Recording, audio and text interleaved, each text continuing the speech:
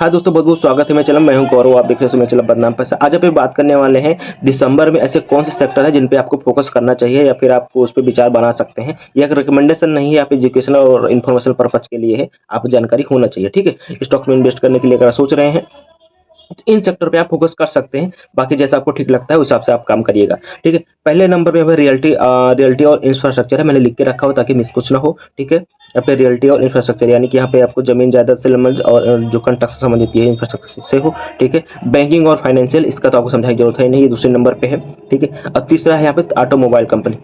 तीन सेक्टर है यहाँ पे, ठीक है। तीनों सेक्टर को आप यहाँ पे फोकस कर सकते हैं, अपने हिसाब से आप देख सकते हैं, ठीक है। एक ये मोटा मोटा मैं आपको अंदाजा बता दे रहा हूँ कि ये चीज़ें आपको यहाँ पे क्योंकि आने वाले समय में गवर्नमेंट इस पर फोकस करने वाली है, तो इनको क्या कंस्ट्रक्शन यहाँ पे काम इनको मिलने ही वाला है, ठीक है।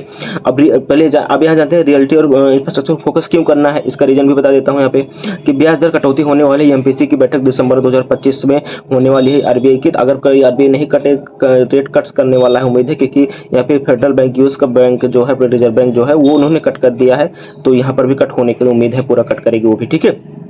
ब्याज दर की कटौती सबसे पहले एक कारण ये हो सकता है क्योंकि लोन सस्ते हो जाएंगे। फिर सरकार इंफ्रास्ट्रक्चर और खर्च को बढ़ा रही है। इंफ्रास्ट्रक्चर रिलेटेड सरकार खर्च को बढ़ा रही है। रोड कंस्ट्रक्शन, फलान ढकान, बिल्डिंगे यहाँ पे सजावट वजावट सब बन रही, फलान ढकान बन रहा है, तो पैसा कहाँ से आ रहा है? सरकार ही दे रही है। सरकार दे रही है तो कॉन्ट्रैक्ट कंपनियों को मिलेगा, कंपनियों को मिलेगा, स्टॉक को बेनिफिट होगा, स्टॉक को बेनिफिट होगा, यहाँ पे तो आपको बेनिफिट इनमें होने वाला है, ठीक है। यहाँ पे साल का अंत और कॉर्पोरेट और ऑफर यहाँ पे फॉर सेल, यानी कि जो रियल एस्टेट संबंधित है, जो घर मकान जमीन है, अब यहाँ साल का अंत होने वाला है, तो सिंपल बात है कि यहाँ पे भैया ऑफर कंपनी जाएंगी ज़्यादा से ज़्यादा, जो उनके यहाँ पे बैकलॉग है, जो बचा हुआ है, सोचे ज़्यादा लोग वहाँ पे ऑफर चला देते हैं ताकि कुछ डिस्काउंट पे आपको यहाँ पे प्रॉफिट मिल जाए, या फिर आपको लालच में आप आके खरीद लो, ठीक है। ये चीज़ें हैं, ठीक है। पहले नंबर तो ये हो गया। अब यहाँ पे करते हैं बैंकिंग और फाइनेंशियल चीज़ें, यहाँ पे क्यों आपको यहाँ पे प्रीफर करना चाहिए।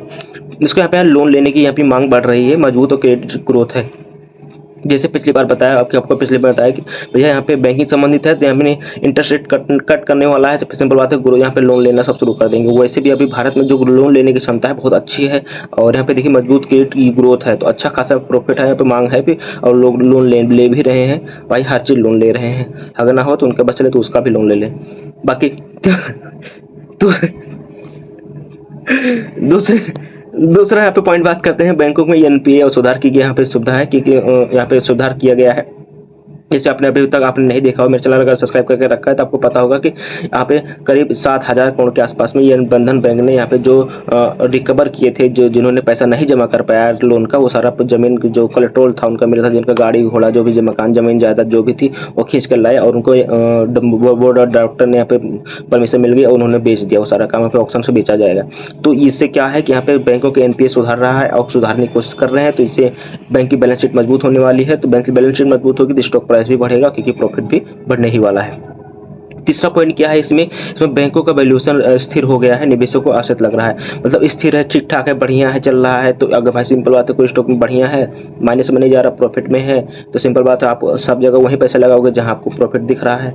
सिंपल बात है यहाँ पे इसमें बैलेंस शीट ही होती है मेन, प्रॉफिट भी दिखेगा, तो सिंपल बात आप वहाँ लगाओगे। तो तीसरा सबसे बड़ा कारण यहाँ पे ये है, ठीक है। अब यहाँ पे तीसरे पॉइंट पे आते हैं, ऑटोमोबाइल। क्यों मैंने सर इसके तीसरा सेक्टर कौन सा है, हर सेक्टर के मैंने 3-3 पॉइंट बताए हैं कि क्यों क्यों हो रहा है। तो तीसरा पे पहला यहाँ पे ऑटोमोबाइल का, यहाँ पे ईयर ऑफ डिस्काउंट, अंत का साल का अंत, ठीक है। साल के अंत में भाई साहब दिसंबर से ही डिस्काउंट चालू हो जाता है और ये लगभग फरवरी मार्च तक चलता है। यहाँ पे डिस्काउंट चलता है, दबा के ही चलता है। तो गाड़ियों को जब भी लेना हो तो कोशिश करिए कि साल के अंत में लें, ताकि उनके पास क्या है कि वो ज़्यादा से ज़्यादा डिस्काउंट लेंगे, शुरुआत में ना ही लें, साल के अंत में हमेशा लीजिएगा गाड़ी। अगर आप गाड़ी खरीदना चाहते हैं तो 4 व्हीलर 2 व्हीलर कोई हो, तो उससे आपको डिस्काउंट हमें मिलने के ज़्यादा चांस होते हैं, बढ़िया चांस होते हैं, ठीक है।